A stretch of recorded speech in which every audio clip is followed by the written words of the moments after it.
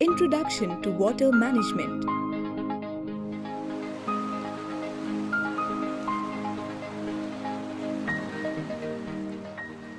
Water has emerged as one of the primary environmental concerns for the 21st century. Water is the common name applied to the liquid form of hydrogen and oxygen compound H2O. Pure water is an odorless, tasteless, clear liquid.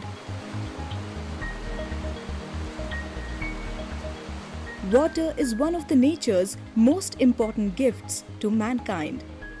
Essential to life, a person's survival depends on drinking water. Water is one of the most essential elements for good health. It is necessary for the digestion and absorption of food. In fact, human body is made up of approximately 70% water.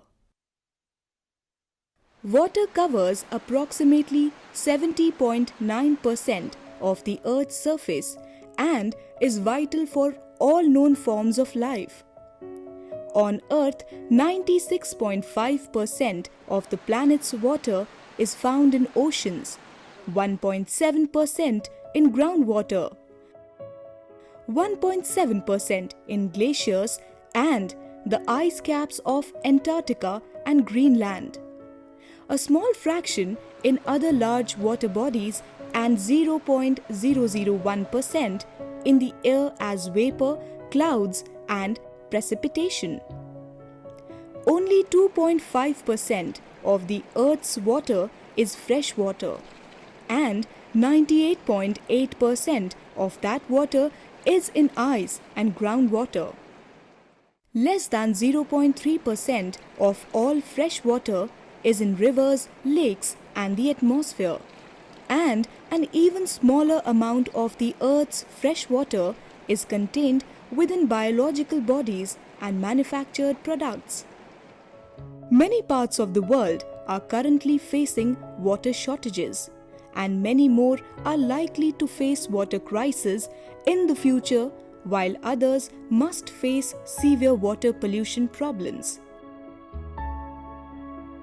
There is an alarming lack of long-term policies to target problems related with water quality and water management. The consequences are bleak social, economic, and political instability, leading in the worst-case scenario to violence over dwindling water resources. Immediate action is needed to overcome water problems. Water management is the activity of planning, developing, distributing, and managing the optimum use of water resources. In an ideal world, water management planning pays attention to all the competing demands for water and seeks to allocate water on an equitable basis to satisfy all uses and demands. This is rarely possible in practice. Watershed management. Rivers originate in streams that flow down mountains and hill slopes. A group of small streams flow down hillsides to meet large streams in the valley, which form the tributaries of major rivers. The management of a single unit of land with its water drainage system is called watershed management. A watershed is an area which actually divides the flow of water. Two watersheds are divided by one ridge, and in between a watershed there are a number of valleys. So, the concept of ridge to valley water treatment is actually the whole essence of the watershed management. The watershed management not only involves the regulating the flow of water or controlling the flow of water, but at the same time the treatment of the earth's surface in such a way that the velocity of water can be sufficiently controlled for our desired use. Say for example, if the slope of the terrain is very high, in that case you can actually construct some structures which reduce the velocity of water and in the process stop the soil erosion. This helps in many ways. Number one, it reduces the soil erosion, thereby maintaining a good quality of and quantity of soil on the slopes. Number two, it actually increases the soil moisture at the same time, which actually helps in rejuvenating the streams.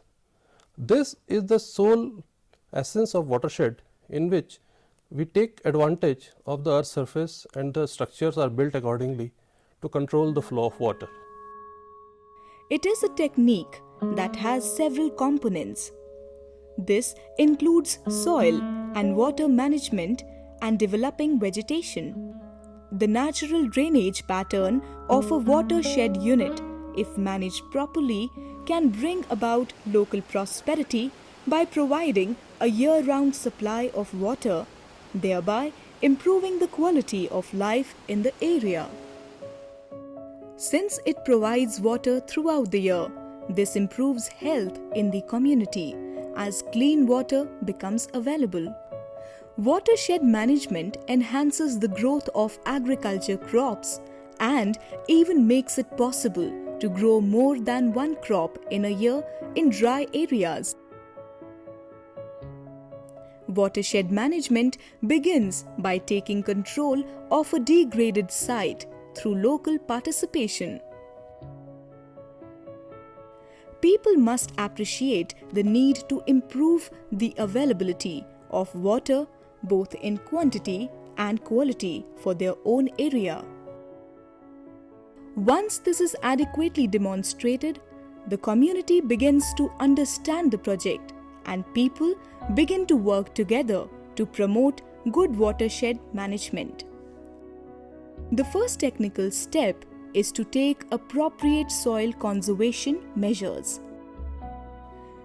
This is done by constructing a series of long trenches and mounds along the contours of the hill to hold the rainwater and allow it to percolate into the ground. This ensures that underground stores of water are fully recharged. This is enhanced by growing grasses and shrubs and planting trees, which can hold the soil and prevent it from being washed away in the monsoon. However, local grass cover can only increase if free grazing of domestic animals is regulated or replaced by stall feeding. Groundwater management. Groundwater is the major source of drinking water in both urban and rural India. Besides, it is an important source of water for the agricultural and the industrial sector. In 2000, about 50% of the existing groundwater was utilized. Being an important and integral part of the hydrological cycle, its availability depends on the rainfall and recharge conditions. Till recently, it has been considered a dependable source of uncontaminated water. The demand for water has increased over the years, and this has led to water scarcity in many parts of the world. The situation is aggravated by the problem of water pollution or contamination. India is heading towards a freshwater crisis, mainly due to improper management of water resources and environmental degradation. This has led to a lack of access to safe water supply to millions of people. Freshwater crisis is already evident in many parts of India, varying in scale and intensity depending mainly on the time of the year. Groundwater is contaminated due to external forces as well as geogenic sources. Geogenic source contamination is something when some ingredients of the rocks itself include or induce some groundwater pollutants.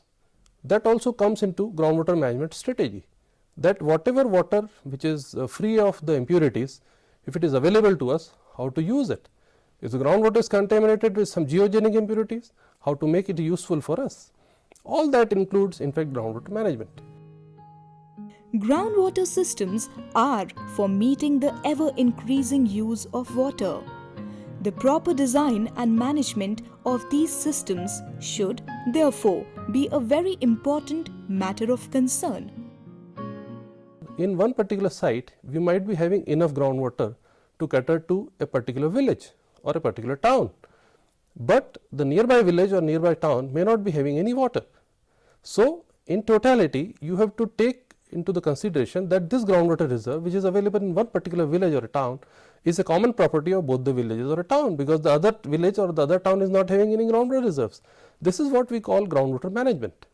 This groundwater management, once the groundwater resources are established, after that the withdrawal of groundwater is monitored, and then we come to a certain calculation that how much groundwater is needed, how much is to be conserved, how much is to be kept for the further use, how much is to be allocated for what use. Groundwater can be put to many use. In fact, it is not only for drinking water, it can be used for agriculture, it can be used for industry, and so on and so forth. So as to ensure that there is enough water of adequate quality to satisfy demand. Several management programs have been purposed to protect, preserve, and restore groundwater bodies. Rainwater conservation management. Our ancient religious texts and epics give a good insight into the water storage and conservation systems that prevailed in those days. Over the years, rising population, growing industrialization, and expanding agriculture have pushed up the demand for water. Efforts have been made to collect water by building dams and reservoirs and digging wells.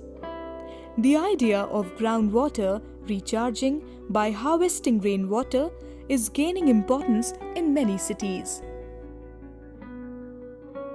Rainwater harvesting is accumulating and storing the rainwater for reuse before it reaches the aquifer. It has been used to provide drinking water, water for livestock, water for irrigation, as well as other typical uses. Rainwater collected from the roofs of houses and local institutions can make an important contribution to the availability of drinking water. It can supplement the subsoil water level and increase urban greenery. Water collected from the ground, sometimes from areas that are especially prepared for this purpose, is called stormwater harvesting. In some cases, rainwater may be the only available or economical water source. Rainwater harvesting systems can be simple to construct from inexpensive local materials and are potentially successful in most habitable locations. Roof rainwater may not be potable and may require treatment before consumption. As rainwater rushes from roofs, it may carry pollutants such as mercury from coal-burning buildings. Although some rooftop materials may produce rainwater that would be harmful to human health as drinking water, it can be useful in flushing toilets, washing clothes, watering the garden, and washing cars. These uses alone halve the amount of water used by a typical home. Rainwater conservation is one of the techniques by which we try to enrich groundwater as well as enrich the surface water sources. Rain is a very important part of our hydrological cycle. Whatever water is available on the planet of Earth, it actually moves in a cycle which is called water cycle. Water cycle is a very simple cycle in which seawater first evaporates, forms clouds, comes back to the earth's surface as rains, trickle down the surface of the earth, flows, and then get back into the sea. In the process, the water comes into contact with the earth. Water sometimes gets frozen and forms glaciers. Water sometimes percolates below the ground and becomes groundwater. Sometimes it is entrapped between the soil and the groundwater, soil and the bedrock, and becomes subsoil water. All these are the change of various forms of water from one form to other, depending on the physical process through which it is passing through.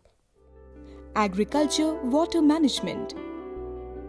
Water is one of the most important inputs essential for the production of crops. Plants need it continuously during their life and in huge quantities.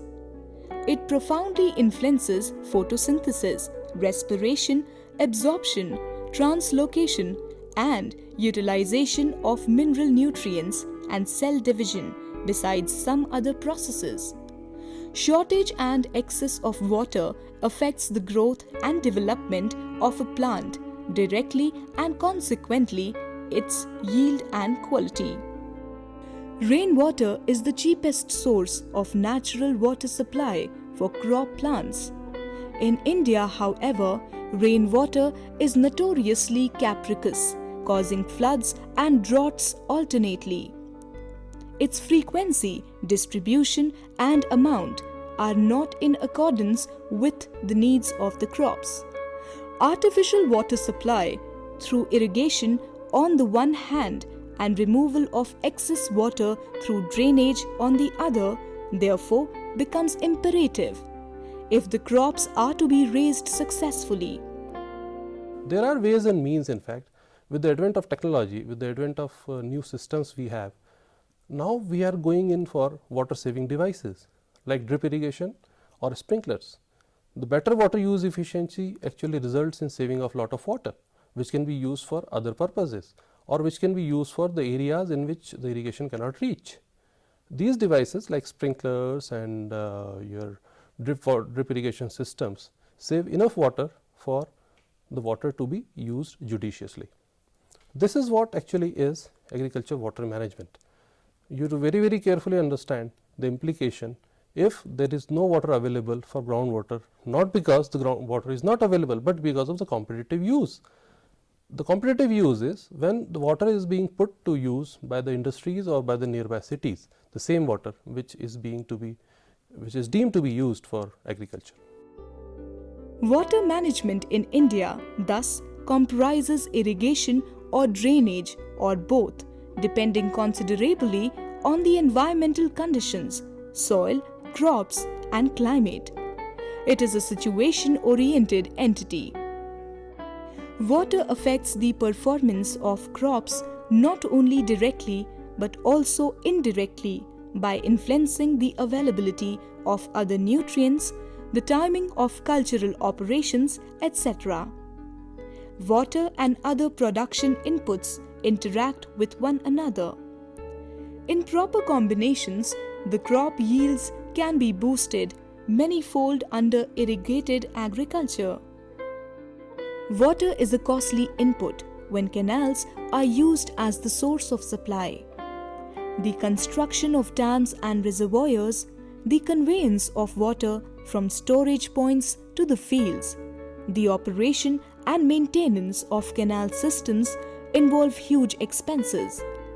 The misuse of water leads to the problems of waterlogging, salt imbalance, etc., thus rendering agricultural lands unproductive.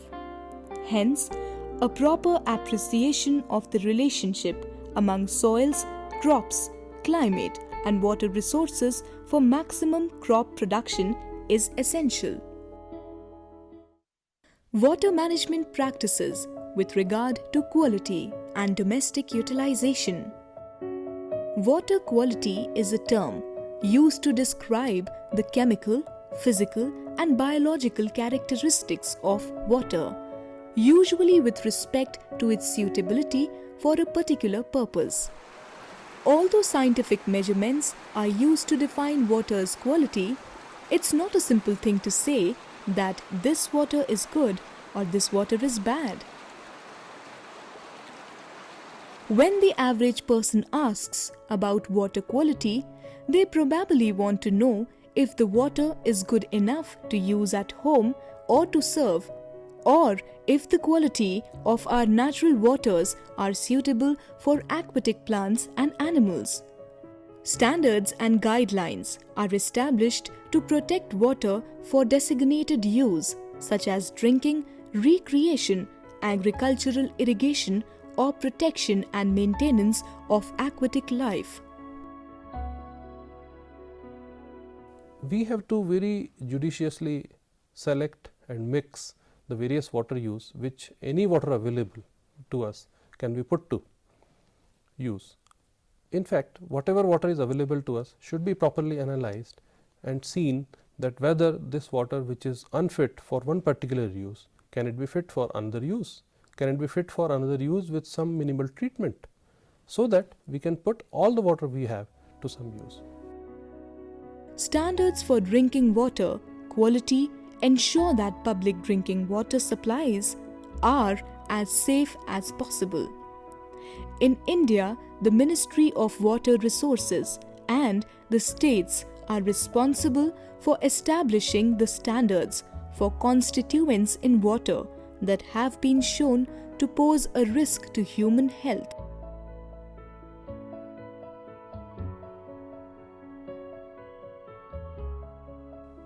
Water used for drinking, cooking, washing, and cleaning contributes to the welfare of all household members. In rural communities, men may be responsible for the construction and maintenance of domestic water infrastructure, while women ensure that water is permanently available in the house, although other patterns have been reported as well. When the government or private vendors sell domestic water for cash, either men or women or both may be responsible for that household expenditure. In any case, water supplies projects become considerably more effective if men's and women's complementary intra-household roles and perspectives are incorporated in project design and implementation up to the decision-making level. Water management and industries. Water pollution is also caused by emission of domestic or urban sewage, agricultural waste, pollutants, and industrial effluents into water bodies. Nowadays, one of the main sources of water pollution is the waste material discharged by industrial units, known as industrial water pollution. Waste materials like acids, alkalis, toxic metals, oil, grease, dyes, pesticides, and even radioactive materials are poured into the water bodies by many industrial units. Some other important pollutants include polychlorinated biphenyl compounds, lubricants, and hot water discharged by power plants.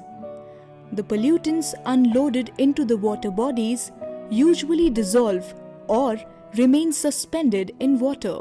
Sometimes they also accumulate on the bottom of the water bodies.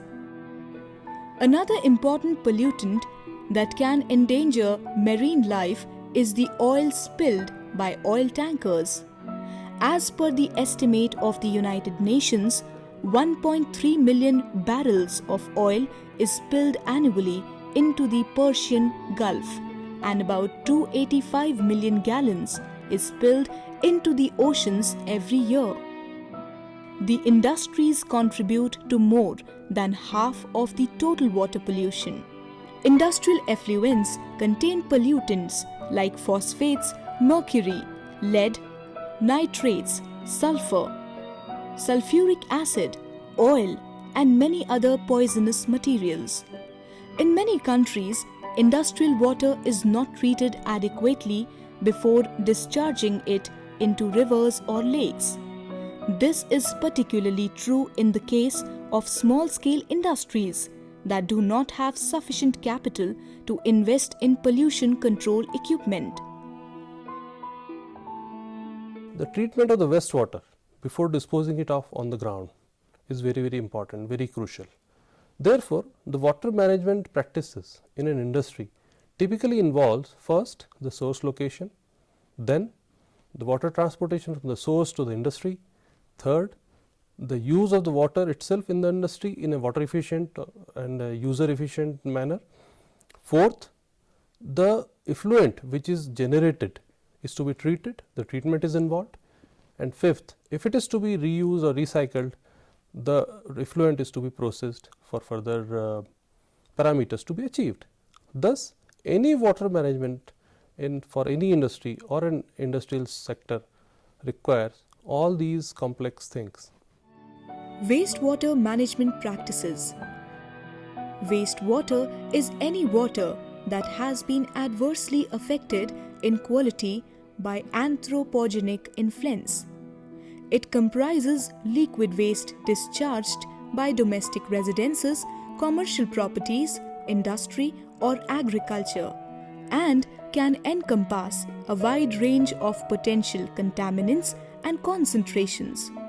In the most common usage, it refers to the municipal wastewater that contains a broad spectrum of contaminants resulting from the mixing of wastewaters from different sources. Sewage is correctly the subset of wastewater that is contaminated with feces or urine, but is often used to mean any wastewater.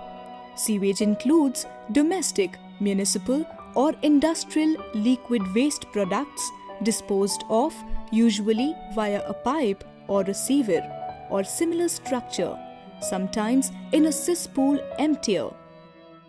The industrial effluents which are being generated out of industry, they are to be put to reuse or recycle. They are to be put to reuse and recycle with minimum treatment for their gardening needs, for their horticulture needs, for their plantation needs. They can do it. The municipal waste which is generating out of the cities can be used with some proper treatment for the municipal plantations, for the plantations the roadsides, for the local gardens or the small house gardens we have. So, all these techniques which are involving wastewater use are called wastewater management practices. This wastewater management typically involves first the collection of wastewater at a particular site, then treating it, and then ultimately putting it to better use. If the term water waste treatment is confusing to you, you might think of it as sewage treatment. Nature has an amazing ability to cope with small amounts of water wastes and pollution, but it would be overwhelmed if we didn't treat the billions of gallons of water waste and sewage produced every day before releasing it back to the environment. Treatment plants reduce pollutants in wastewater to a level nature can handle.